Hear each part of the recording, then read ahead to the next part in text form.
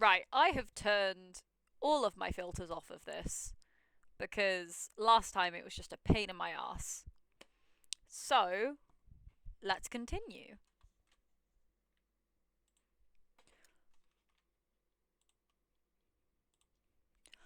On the advice of your new friend John, you go to visit one of his close comrades. Close only figuratively speaking, since it seems she lives all the way on the other side of the country. That's no problem for you, though. Since your new powers let you hop anywhere, anytime, even to places that don't exist, well, you think your powers let you do that. You just have this distinct metatextual feeling that you could pretty much go anywhere at this point. You know that it doesn't make any sense.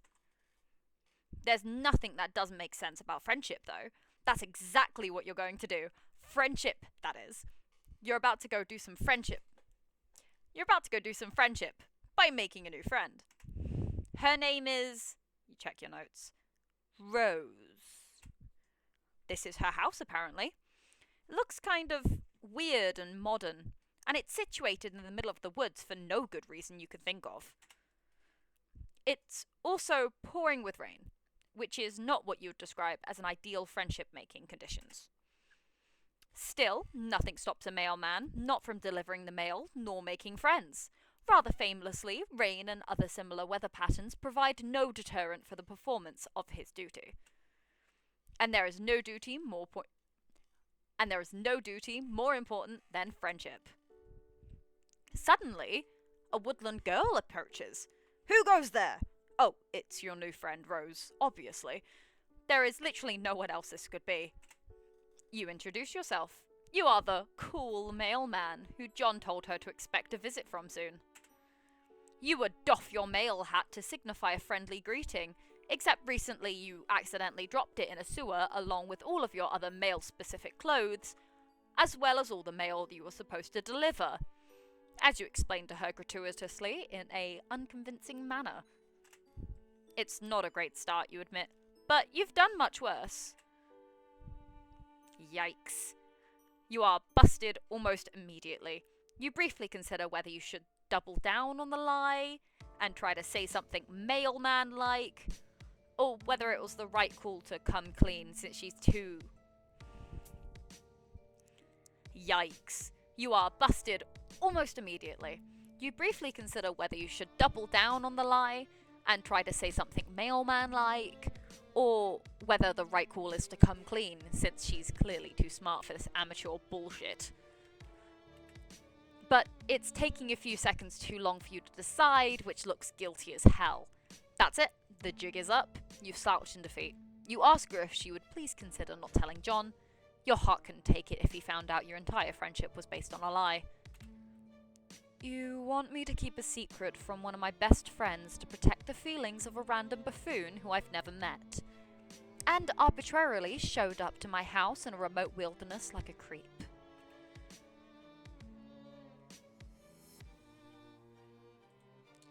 Man, you guess today is the day you get owned by teens.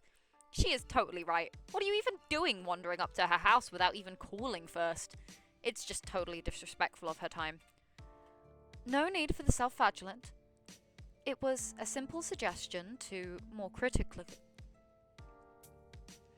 No need to self-flagellate. It was a simple suggestion to more critically examine your motivations and actions in the future. No, she's right. You're going. You zap away, aiming for a spot a half-mile away into the woods where you can become properly soaked and miserable.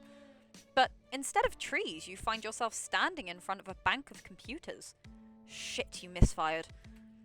Wait! You remember seeing a big structure off in the distance when you were in front of Rose's house.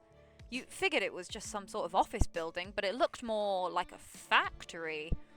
Or maybe a secret research lab. The computers show coordinates on a screen that don't mean anything to you. A countdown clock is frozen on 4:13. All of this seems to have the trappings of a tableau someone has set up for you to see. Turning away from the screens, you wander down a long line of gleaming science fiction equipment. It reminds you of pictures from old computers from the 1950s, the ones that took up entire rooms. You bet you could go back and visit some of those if you zapped hard enough. You wander through the whole maze of halls and wide echoing rooms that aren't pictured because our art budget is only so big. You take it as a certainty that they are all very mysterious. Eventually, you circle back to the strange bank of street. Eventually, you circle back to that strange bank of screens. Nervously, you hit a few keys, tap a few fingers against the readouts. Nothing. It's all locked down. You think that if you could get to those screens to unlock, you could unravel the secrets to life, the universe, and everything. Maybe it's your memories you're trying to unlock. Maybe then you'll understand the seething waters of this endless ocean of time and space intertwining in the meow. Meow? Meow. You turn around, expecting a cat. And do you get a cat? Fuck. You turn around, expecting a cat. And you do get a cat. It's an adorable black kitten, tiny and soft, with far more eyes than a cat should have. Ah. But the cat isn't the only thing you see. A woman in a sleek white lab coat with sensible heels holding the cat, pinning you to the spot with her gaze. Or at least, you assume she is. Her hair is in her eyes and the light is behind her, so all you can see of her face is her painted lips. Sorry, ma'am. You absolutely didn't mean to trespass in her secret science lab, and you actually aren't even lying. You really did just fuck up this time. The lady put the cat down slowly, where it rolls onto its back and bats a paw playfully in the air. Aw, cats are great, even mutant cats. Maybe especially mutant cats. This little guy should have a name. You think you'll name them? Cryptid McWhiskers. Yeah, Cryptid McWhiskers is a great name. In fact, you can't even imagine anyone ever naming this cat anything else. You hold out a hand to Cryptid McWhiskers and wiggle your fingers. It rolls onto its back. Onto its feet, and saunters over you. It is as soft and fluffy as it looks. Its 4 eyes blink up at you with utter trust. At least this kitty will be your friend. The ominous clack of heels on cement reminds you that you and Cryptid McWhiskers are not alone. While you are busy with the kitty cat, the very intimidating and well-coiffed lady has walked over to the bank of screens. She presses a button, and it must have been some sort of fingerprint recognition or retinal scanning. Or maybe she's just better at things than you are. Because it works for her. On the floor, a few feet away from you, is a round grey protrusion. A platform on the floor. You saw it earlier, but you had no idea what it was for, so you just ignored it. What you don't understand can't hurt you, right? You think that's probably right? The intimidating lady presses a button on the screen, mouth turning up at the corners. A flash and a pop, like the pressure in the room changes. You feel it in your eardrums. A pumpkin appears on the round grey platform. Fuck. You're not really sure what she's trying to say here. Making a pumpkin appear out of thin air is impressive. But it probably would have been more so if you hadn't been popping in and out of existence all day. It's going to take more than a pumpkin to impress you. Pumpkin? What pumpkin? The lady shakes her head and hits another button. The pumpkin vanishes, and in its place is a tiger. Yes, you heard that right. A whole ass tiger. Orange and black, big teeth and claws. Honestly, for a second, the two of you just look at each other. The tiger might be shocked more than you are. Kinda sucks to think about it. One second you're just chilling out on the savannah, mauling antelopes and drinking at the watering hole, and the next you're in a secret lab in the upstate New York, staring down at a very unappetizing looking protagonist. Apparently you are appetizing enough for it to want to get a taste, though, because it looks from you to Cryptid McWhiskers and back again, and then it charges. You try to book it from out of there. The lady in the lab coat looms in front of you. She's saying something. You strain to hear. The tiger is right behind you. The lady or the tiger? At the last minute, you remember you have magic powers and choose the third option, teleporting the fuck out of there. Oh no, not again. You just zapped into another yet unknown building. Although, from the view from the outside the window, you think it might be Rose's house. Also, the fact that Rose turns the corner in the hallway and stops short, still in her rain gear. Her eyes are very wide. You wave awkwardly. That snaps her the fuck out of it. She stands there straight, sliding easily from shock and superiority. So you thought you'd just let yourself in? After wasting my time mumbling about mail, a gaudy display of manipulative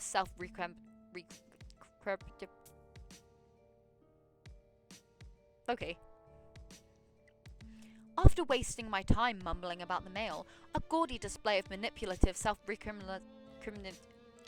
I can't say that word.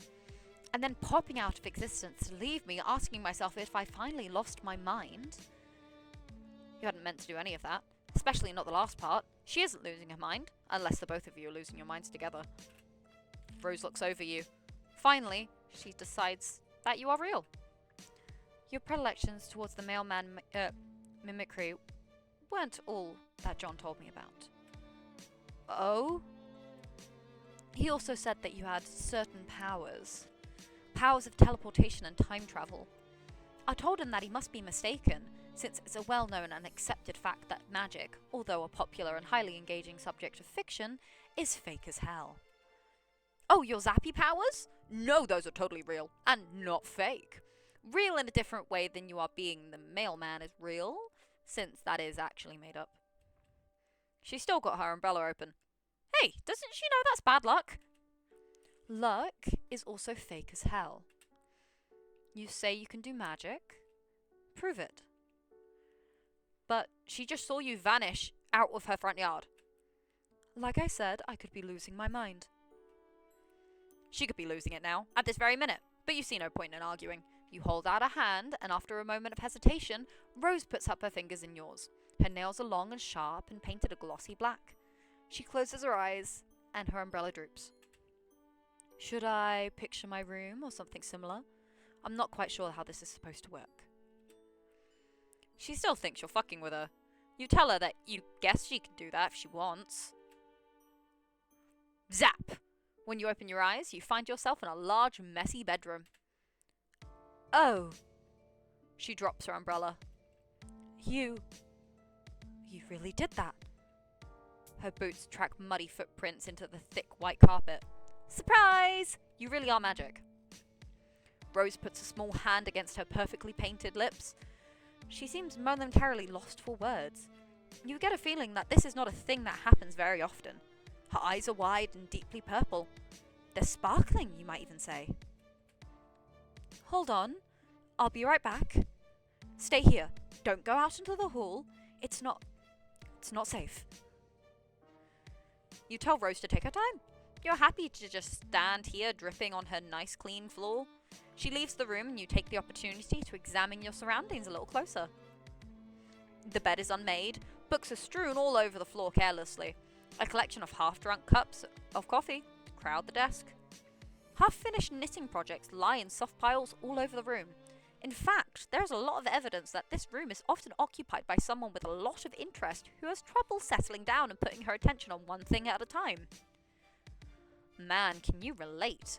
Not with interests, but with friends. You can't imagine settling for just one. Rose has a number of posters on her wall, although nowhere near as many as your friend John. A calendar hangs by her window, days ticked off with little X's, all the way up to 4/13, which is circled. You step closer to read the date. You step closer to read the year date up in the corner. 2009? But what the hell do you care about the date? You're here to make friends any damn day of the week. Rain or shine, night or day. Rose sure is taking a while out there. She told you that it wasn't safe out in the hall. Maybe she just hadn't been quipping? Maybe she's actually in trouble. What should you do? You're too anxious to sit still, and you aren't the sort of person that just sits there and waits for friend opportunities to fall into their lap. Better to run headlong into danger, or as much danger as a minimalist upper-class, middle-class house in the middle of the woods can offer. Rose had told you that it wasn't safe.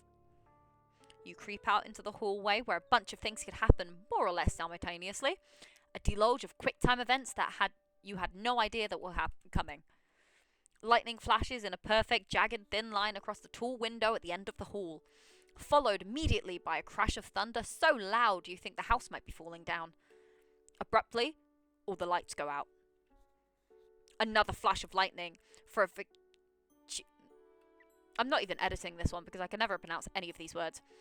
Moment you see a long, thin figure superimposed against the window.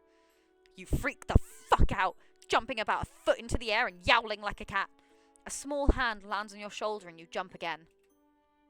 Calm down, it's just me. Rose speaks in a normal tone of voice, and it's jarring. The house is echoey and cavernous.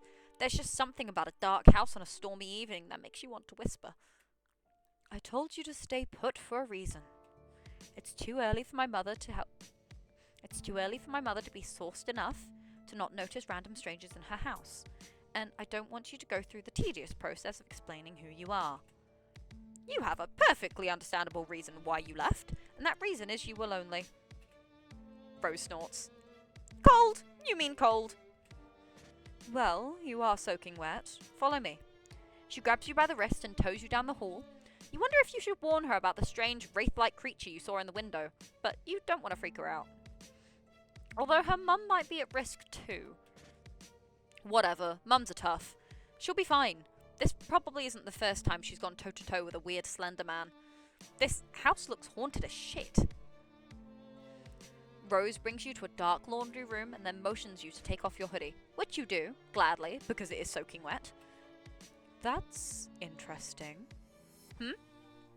The design on the front. Does it mean anything? Oh, yeah, it is kind of cool. The blue line that zigzags on one end like lightning. Looking at it makes you feel unsettled. You realise Rose is still waiting for a response, so you just hand her the hoodie and tell her, no, you're pretty sure it's just an abstract sign. Then you stand there for a while she tosses the sweatshirt into the dryer, feeling the alarming currents of memory in your bloodstream. You're sure there must be something you forgot to do. You continue to feel weird as Rose hits the dryer button and nothing happens. Fuck. She hits the button a few more times as if it will make a bit of a difference when the power is out. She presses her thumb to her forefinger at the bridge of her nose. Well, you aren't going to fit into anything of mine. She leads you down more long, dark hallways.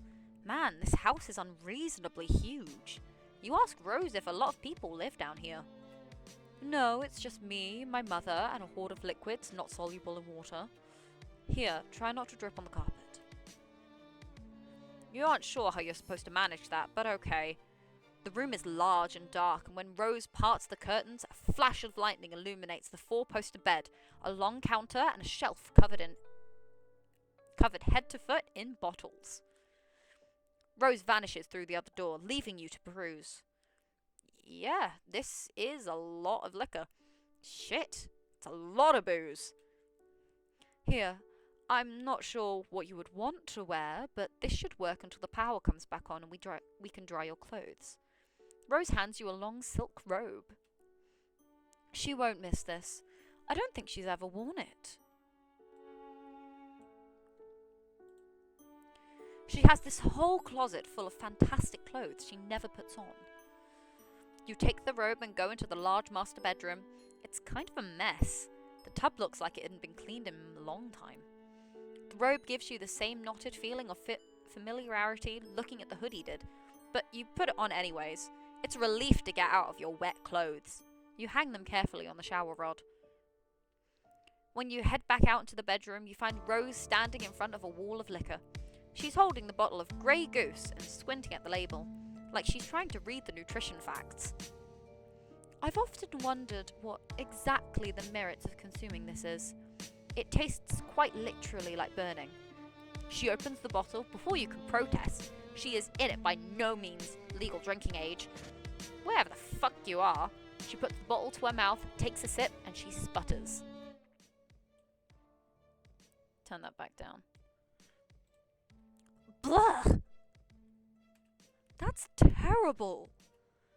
You could have told her that. Straight vodka isn't for the uninitiated. Even fancy vodka. I feel like you can't hear this. Turn that up slightly. You take the bottle from her, she hesitates for a moment, then lets go. You set it back on the shelf. This really is a quite impressive liquor cabinet. Liquor walls, liquor room. Her mum must really have a refined palate. Don't strain yourself. You can say it. What's the point of mincing words? She's a fucking alcoholic. Wow, this is intense. Not sure if you're kind of prepared for something this heavy. You were kind of counting on some silly shenanigans, maybe a couple funny jokes. You aren't cut out for this. You get the feeling at some point you might have been cut out for this. You might have been the sort of person your friend, or potential friends, could count on. In fact, you know on some level this is true, but whenever you try to nail down any sort of specifics, you find a gaping lacuna in your experiences. I don't know what that word is, but oh well. It's all just white noise. Rose's shoulders slump as she stands surveying her mother's bottles. Fucking hell, say that 3 times fast. She doesn't even have the decency to hide her distasteful habits. Who needs an entire wall of liquor bottles? She doesn't even have people over. She doesn't even have friends. This is all just for me. Just more of her passive-aggressive act as a femme fatale 1950s housewife with a death wish. It's all just like the wizards. Wizards? Don't worry about it. Who knows how long it's been since I've had a home-cooked meal. I'm not saying that I require or even deserve a lovingly crafted culinary masterpiece every time I sit down to eat. It's going a bit far. I know John complains about being plagued by his fatherly concerns every chance he gets. He's overwhelmed by pastries whenever he ventures from his room. I'm glad my mother doesn't poke her considerable nose into my private affairs. But I'm sick of eating oatmeal! Rose? I told you, don't worry about it. But you will worry about it. You worry about all your friends. All 2 of them. Rose smiles with half of her mouth. She seems to be all she can manage. Lightning crashes. You look so small and sad against this wall of bottles. You know how to fix this. Thunder rolls and you clench your fist. A friendship clench. You don't know who you are. You don't know why you're here. But you do know that surely you have these powers for a reason. And what better reason than helping this poor young girl with her troubled home life? Rolling up your floppy sleeves, you get to work. What are you doing? You start with the dark liquors first. In your experiences, these cause the worst hangovers and are more likely to contribute to the absence of a hot, motherly meal and overconsumption of oatmeal. You grab two bottles of rum and 1 of bourbon, which you tuck in one armpit. You zap out of the house into a clearing in the nearby woods, a couple of hours ago before it started raining. You drop the bottles and go back for more. Are you stealing all of my mother's liquor? Is this really your solution to her alcoholism? Don't worry, Rose. You can thank me later.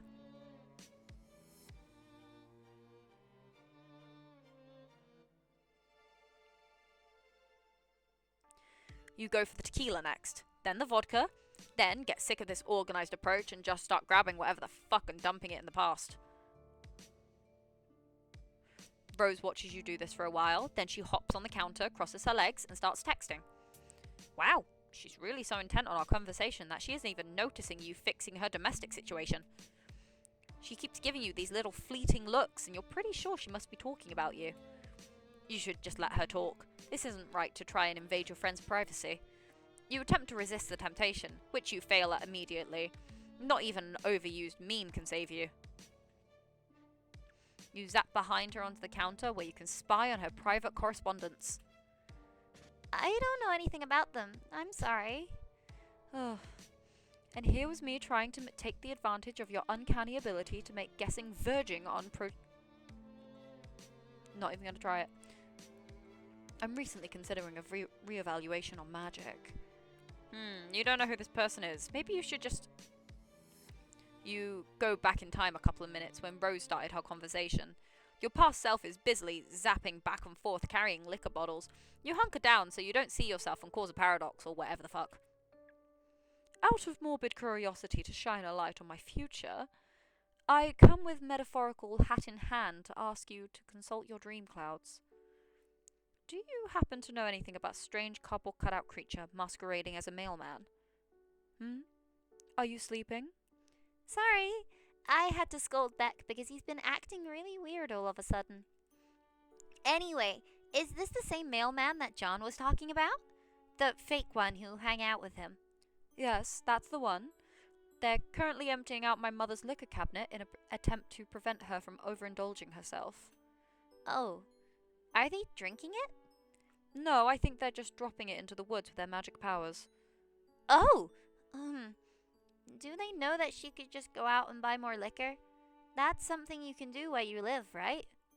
Yes, well, not exactly where we live. I think the nearest boozery is a good 20-minute drive. I'm not actually entirely sure where my mother got it all. We don't own a car as far as I know.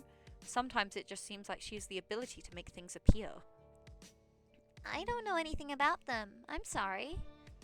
And here was me trying to take advantage of your uncanny ability to make guesses verging on procrastination, as I'm recently reconsidering the re-evaluation on magic. I'm pretty sure magic is fake. At least the kinds of magic you're talking about. There's probably some real magic out there somewhere. Yes, for instance, the sort that lets you spy on your hostess's private correspondence while you are stealing her mother's liberations. You freeze, and with a contrite zap, you reappear in front of Rose. She sets down her phone and props her chin on a delicate fist. Sorry, you don't know what got into you. You just couldn't resist using your power for evil.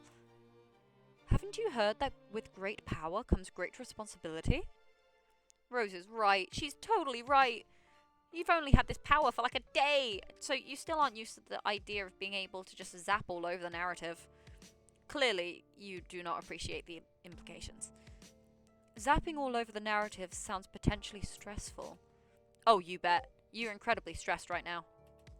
Rose laughs. You apologize for her stealing all her mum's drinks. It was kind of overzealous of you. No, actually, I thought it was hilarious. I've never been really one for pranks.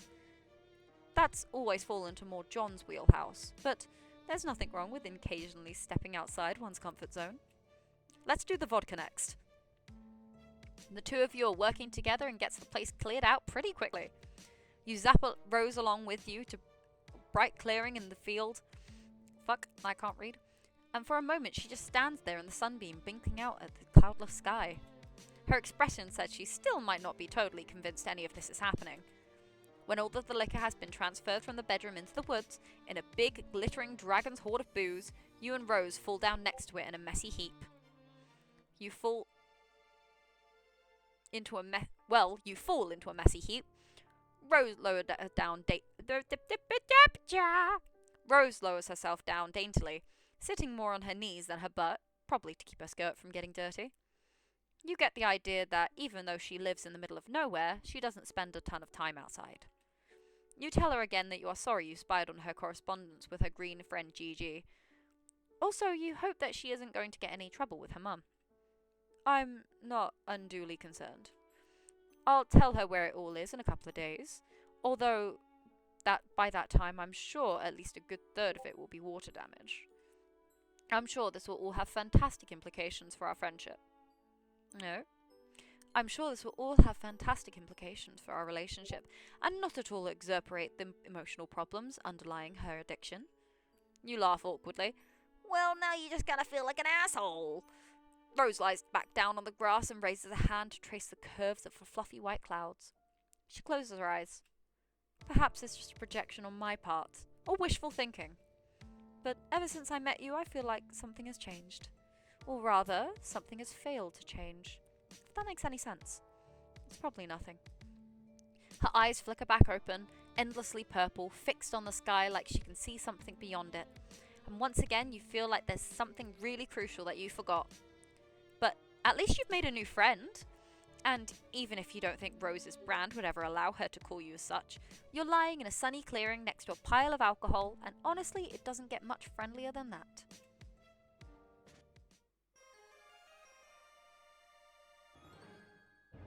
I win.